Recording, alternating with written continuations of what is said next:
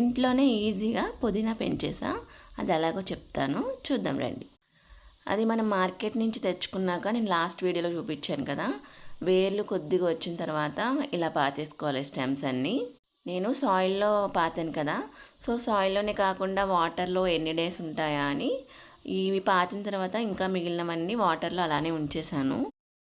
So after 1 month తర్వాత సాయిల్లో వేసినవి కొద్దిగా ఎదగలేదని అనిపించింది. అంటే వాటర్ తక్కువ వేసానేమో ఊరు వెళ్ళినప్పుడు. వాటర్ సన్ రైజ్ ఉంటే బాగుంటాయి. ఇది నేను ఇందులో పెంచినవి చూడండి, వేలు ఎంత బాగా వచ్చినాయో. సాయిల్లో వేసినవి ఒక 2-3 డేస్ నేను ఊరోళ్ళు ఇచ్చేటప్పటికి ఎండిపోయినాయి. మొత్తం ఆకులన్నీ ఎండిపోయి ఇలా ఇలా వెళ్ళినాయి చూడండి.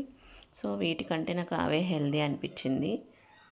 సో మీరు కూడా ఎప్పుడైనా మార్కెట్ నుంచి పుదీనా తెచ్చినప్పుడు ఫస్ట్ వాటర్లో పెట్టి అవి వేర్లు వచ్చిన తర్వాత వాటర్లో ఉంచండి, లేదంటే ఇలాగా ఆయిల్లో కూడా వేసుకోవచ్చు.